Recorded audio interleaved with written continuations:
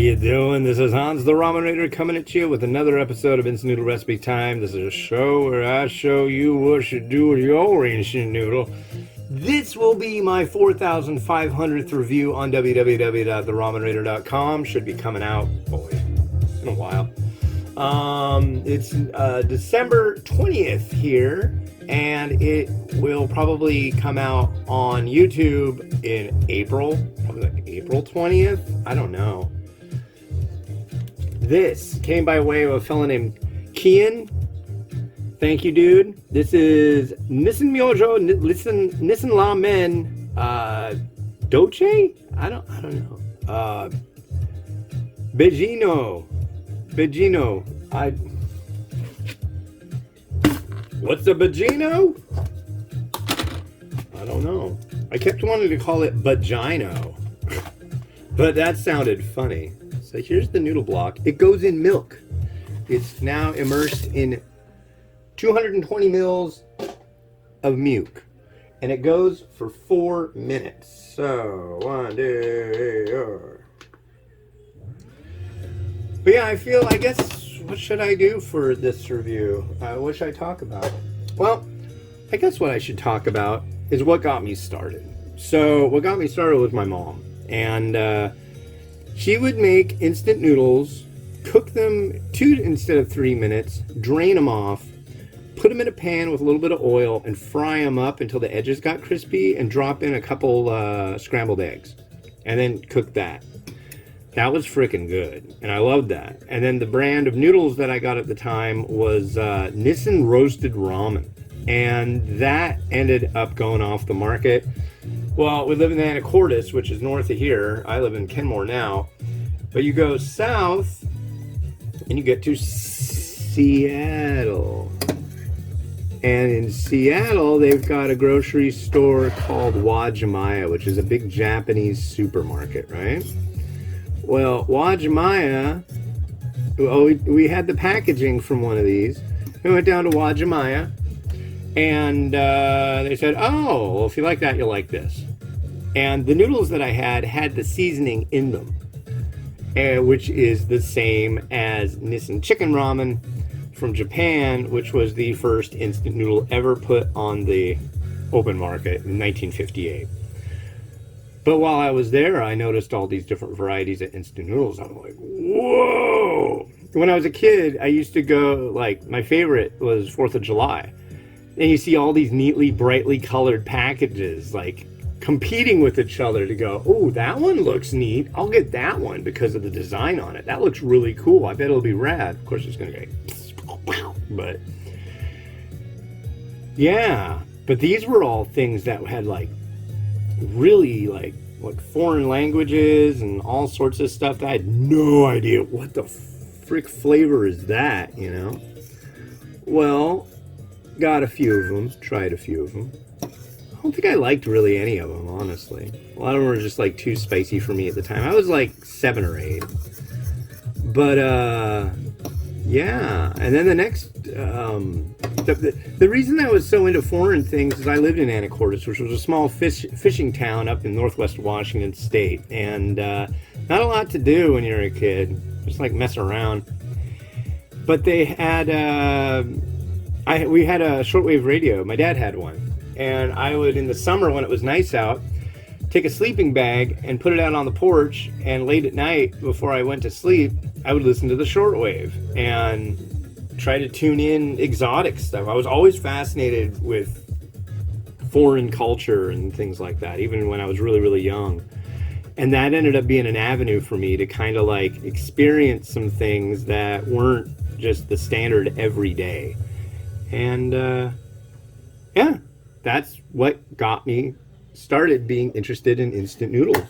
It was really not anything other than that. And then in 2002, I decided that I really wanted to be a web designer. I'd fiddled with it a lot previously, but I started messing with something called DHTML, and I would make framed pages. I'd have, like, a menu bar and then, like, a couple windows, framed windows, old school stuff. And I thought, hey, I should make a list of them. A list of my favorite instant noodles. Or like when I try new ones, I should like write down whether I like it or not. And that's how the ramenraider.com was born. Back then, I was just ramenraider.com. But I figured putting the in front of it made a little bit of sense. So that's what I did. And here we are with my 4,500th review. And people watch my junk all the time. And yeah. So we have some hot milk and noodle. And now we're going to put this stuff in here. Very rarely do I get the opportunity to try dessert instant noodles, and I think that's like one of my absolute favorite things. Not based on flavor, but based on the uniqueness of it. You don't have anything like that here in the US. The closest we had was just recently, in the last just over a year, when Nissin came out with their pumpkin spice instant noodles. So, and that was a real treat, I gotta say. They're really good. You might be like, that's nasty. There were so many people that just like poo-pooed it all over the place. But it's just like, come on, try it. If you don't like pumpkin spice, that's one thing. But honestly, it was really good. Well, folks, it's time to give this a try. I'm getting a kind of a coconutty scent, which makes sense because Beijinho are mostly coconut. Coconut, sweetened condensed milk, and powdered sugar. I think that's all of it. And then a clove, but I don't have the clove to put in these things. There's the noodle, cooked in milk.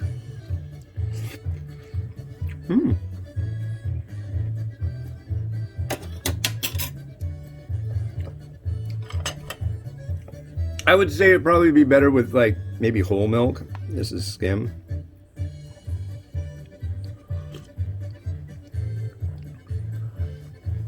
That's tasty. I like that. All right. Now, to plate.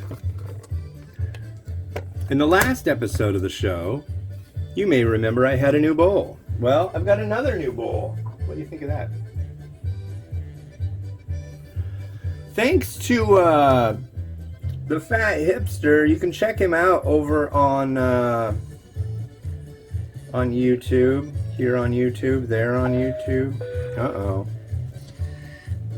He sent me a message when I did a picture of this bowl, and then he asked me, "Oh, is that blah blah blah?"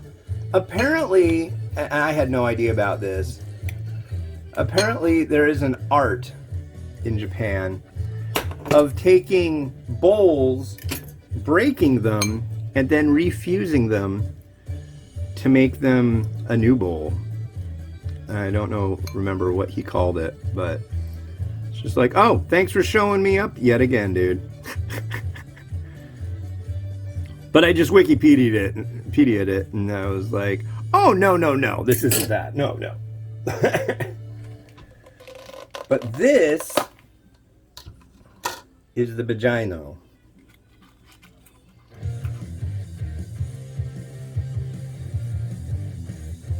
There's one. And there's two. And I'm going to do a quick spin on this thing, wrap this episode up, and then go take pictures, because I don't know if these things are just going to melt on me. Oh! I was going to put some whipped cream on there too. But I will do that after, so in the images on the post you'll see that, because I don't want it to get all melty. But yeah, 4,500 instant noodle reviews. Holy crap, I'm insane.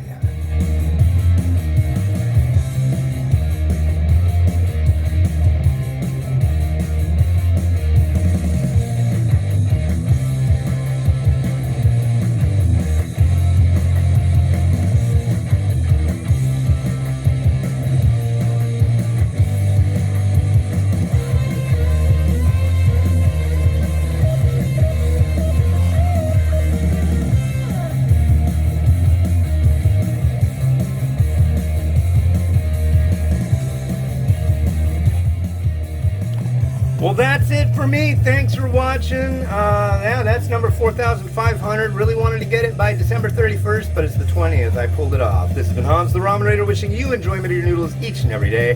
Have a good one. Bye-bye. Did I not press the button? Well, go ahead. Eat the sandwich. Have a good one. Bye-bye.